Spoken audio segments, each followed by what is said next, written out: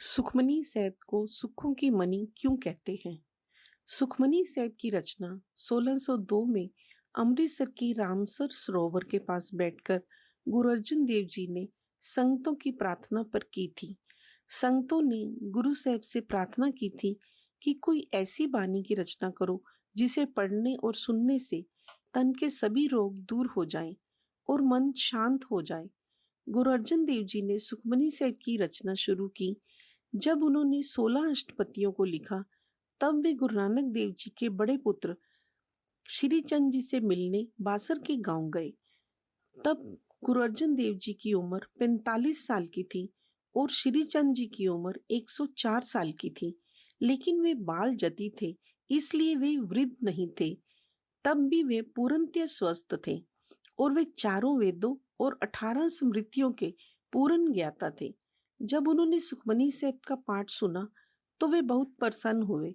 उन्होंने गुरु साहब से कहा कि तुमने तो चारों वेदों और 18 स्मृतियों का सार इसमें डाल दिया है, लेकिन इसे 16 नहीं 24 अष्टपदियों में इसकी रचना करो और इसको 24,000 अक्षरों में संपूर्ण करो, क्योंकि आमतौर पर एक व्यक्ति दिन भर में 24,000 श्वास लेता है।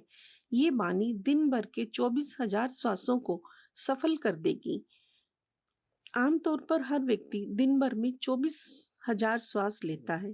केवल क्रोधी और विकारी पुरुषों की श्वासों की संख्या 27,000 तक पहुंचती है। गुरु अर्जन देव जी ने श्री चंद जी को ही इसे संपूर्ण करने को कहा, लेकिन उन्होंने कहा कि आप गुरगद्दी पर हो, ये काम आपका है। गुरु अर्जन देव जी के बहुत आग्रह करने पर 17वें श्लोक को लिखकर उन्होंने अपनी छाप सुखमनी साहब में अंकित की। 17वां श्लोक है, आज सच जुगाद सच है भी सच, नानक होसी भी सच। गुरु नानक देव जी के श्लोक में केवल भी के स्थान पर छोटी ई की मात्रा लगाकर बी लिखकर उन्होंने अपनी छाप सुखमनी साहब को दी, लेकिन श्लोक का अर्थ परिवर्तन नहीं किया। लेकिन जब गुरु अर्जन देव जी ने सुखमनी साहब के पाठ को 24 अष्टपदियों के साथ संपूर्ण किया, अक्षरों की गिनती की तो 23,997 अक्षर निकले।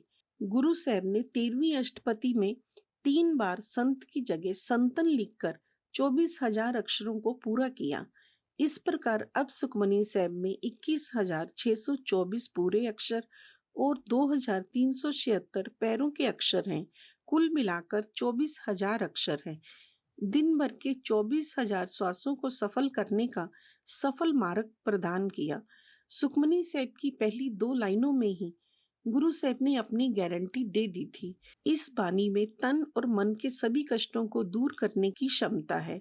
सिमर सिमर सिमर सुख पाओ, कल कलेश तन माहे मिटाओ। सुखमनी की महिमा भगवान की महिमा की तरह ही अनंत है, जो हमारी समझ से परे है। जैसे भगवान शब्द में 5 तत्व समाये हुए हैं, जैसे भ का मतलब भूमि, ग का मतलब गर्मी यानी आग, व का मतलब वायु, आ की मात्रा का मतलब आकाश और न का मतलब नीर यानी पानी। भगवान की तरह ही सुखमनी के भीतर सुखों की मणि समाई हुई है। इसकी महिमा कही नहीं जा सकती, गिनी नहीं जा सकती, बस महसूस की जा सकती है। जब हम सुखमनी पढ़ेंगे और समझेंगे, जब हमारा मन सुखमनी से भरा होगा, उसमें दुखों के लिए कोई स्थान रिक्त नहीं होगा। सुखमनी का पाठ पढ़ने वालों को अपनी चिंता करने की जरूरत नहीं पड़ती। उनकी चिंता तो 10 गुरु साहब करते हैं। सुखमनी सुख अमृत प्रभ नाम, भगत जना के मन विश्राम। जिनकी जुबान पर सुखमनी रहती है, उनके मन में सदा विश्राम, ठहराव, संतोष रहता है। उनका मन भटकता नहीं है। जो लोग सुखमनी का पाठ करते हैं, वे सभी प्रकार के सुखों को प्राप्त करते हैं। उनके घर में सभी प्रकार के क्लेश और तन के सभी रोगों से वे मुक्त हो जाते हैं। कलयुग में सुखमनी एक मजबूत किले के समान है।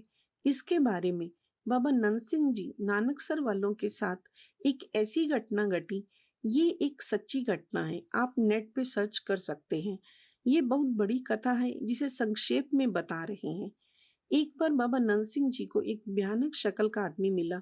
उसने कहा कि मैं आपसे बहुत तंग हूँ, मैं तुम्हें सबक सिखा देता, लेकिन सुखमनी के सामने मेरी एक नहीं चलती। बाबा नंदसिंह जी ने कहा कि तुम कौन हो? उसने बताया, मैं कलयुग हूँ। बाबा नंदसिंह जी ने कहा कि तूने तो अपनी कमजोरी खुद ही बता दी है। पहले हम दिन भर में गुरुद्वारे में 5 पाठ सुनते थे, लेकिन अब सुखमनी के पाठ 24 घंटे यहाँ चलेंगे, जिसकी कभी समाप्ति नहीं होगी।